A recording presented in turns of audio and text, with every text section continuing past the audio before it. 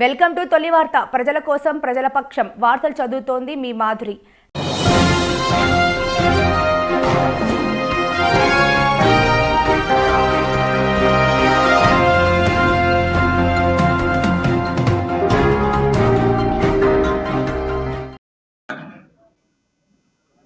Congress party నాయకులకు, పెద్దలకు, మరి వేదిక ముందున్న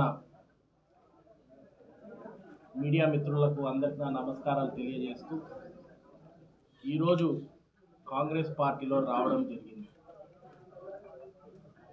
భారతీయ జనతా పార్టీ నుంచి పోటీ చేసినప్పటికీ వాళ్ళు ఇచ్చే మర్యాద, వాళ్ళు ఒక నాయకుడిని చూసే అంశం, దాని గురించి ఆలోచన చేసి, ఎందుకంటే అందులో కంటెస్ట్ చేసిన కాబట్టి కార్యకర్తలకు సమాధానం చెప్పుకునే బాధ్యత నా పైన ఉంది.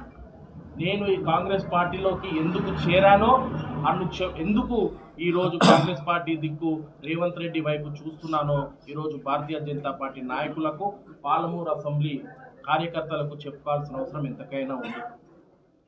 ఆనాడు ఎప్పుడైతే అసెంబ్లీ ఎన్నికలు వచ్చినాయో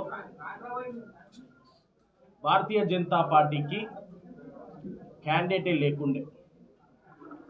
అలాంటి సమయంలో నా కొడుకుని నేను నిలబెడతా, నా కొడుకుని నేను అభ్యర్థి చేస్తా, భారతీయ జనతా పార్టీ పేరు నిలబెడతా అని చెప్పి జితేందర్ రెడ్డి గారు స్వయంగా తన కొడుకుని ఆ టికెట్ కోసము అభ్యర్థించి నాకు టికెట్ ఇప్పించడం జరిగింది. పార్టీ కోసం పోరాడా, పార్టీ కోసం పనిచేశా, కార్యకర్తలతో కలిసి మెలిసి తిరిగా. కానీ ఈనాడు ఎవరి కోసం ఏ జితేందర్ రెడ్డి అయితే పార్టీ కోసము ఆలోచన చేసి ఆనాడు తన కొడుకునే దించి ఇచ్చేసిరో, ఆ నాయకునికి, ఆ పెద్ద మనిషికి టికెట్ రాగనీయకుండా ఎన్నో చర్యలు తీసుకున్నారు.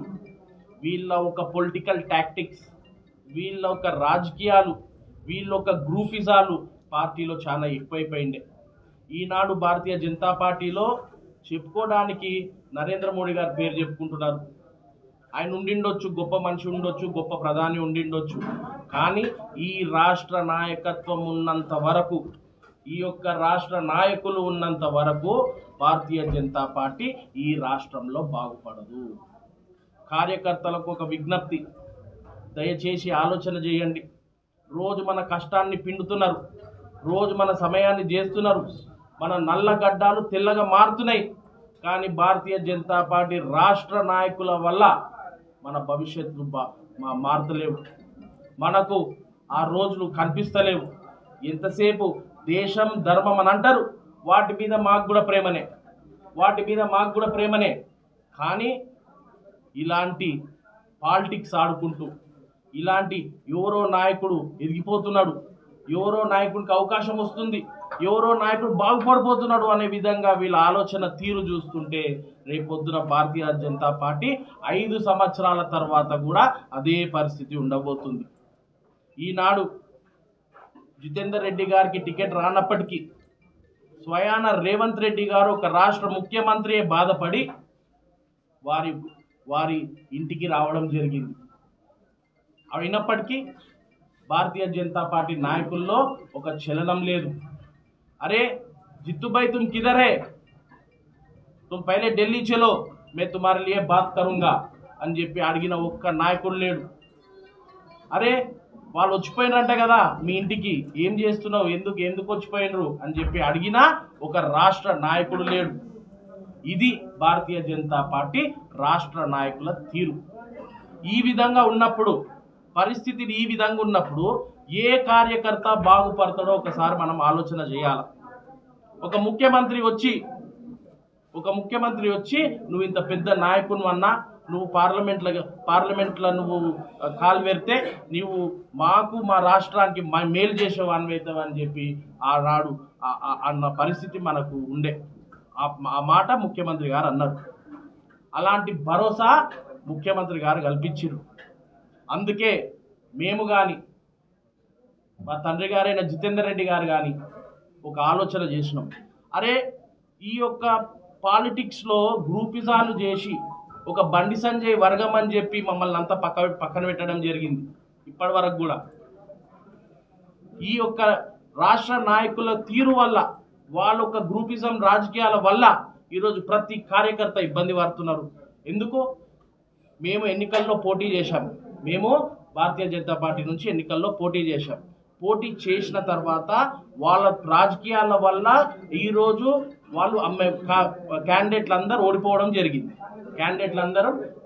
జరిగింది. ఏనాడైనా ఆ రాష్ట్ర అధ్యక్షుడు కానీ, కేంద్రంలో ఉన్న నాయకులు కానీ ఓడిపోయిన క్యాండిడేట్లను పిలిచి, అరే ఇంత ఖర్చు పెట్టినవు, పార్టీ కోసం ఇంత చేసినావు నువ్వు, లేకపోతే పార్టీలో మీకు ఇంత భవిష్యత్తు ఉంటుంది అని చెప్పి ఏ రోజైనా పిలిచి మాట్లాడినరా అని చెప్పి నేను అడుగుతున్నాను. ఈరోజు ఏ విధంగా వాళ్ళు ఈ యొక్క ఓడిపోయిన వాళ్ళని కూడా ఎట్లా ప్రోత్సహించే పరిస్థితి కూడా ఆ పార్టీలో లేదు. కార్యకర్త జీవితాలని బలి తీసుకుంటున్నారు. ఈరోజు ఎంతోమంది కార్యకర్తలకు అవకాశాలు ఇస్తా అని చెప్పి రోజు వాళ్ళ పార్టీ ఆఫీసుల చుట్టూ తిట్టుకుంటున్నారు. 30-40 ఏళ్ళు అవుతున్నాయి, అవకాశాలు దొరకలే. కానీ ఏం చేస్తాం, పాపం దేశం ధర్మం అనుకుంటా సమయాన్ని వృధా చేసుకుంటున్నారు భారతీయ జనతా పార్టీ కార్యకర్తలు. ఖచ్చితంగా ఇదంతా జనాలు గమనించాలి, భారతీయ జనతా పార్టీ నాయకులు గమనించాలి, వాళ్ళ యొక్క వ్యవహార స్థితిని మార్చుకోవాలి. మాకు రేవంత్ అన్న మా ఇంటికి వచ్చి మమ్మల్ని ఆహ్వానించినందుకు ప్రత్యేక కృతజ్ఞతలు తెలియజేసుకుంటూ, జితేందర్ రెడ్డి గారికి ఇంత మంచి అవకాశం ఇచ్చినందుకు, రేపొద్దున కార్యకర్తగా కాంగ్రెస్ పార్టీ కోసం పనిచేసి కార్యకర్తలతో పాటు ఉండి పార్టీ బలోపేతానికి పనిచేసుకుంటూ ముందుకెళ్తా అని చెప్పి తెలియజేస్తూ ఈ అవకాశం ఇచ్చినందుకు ధన్యవాదాలు.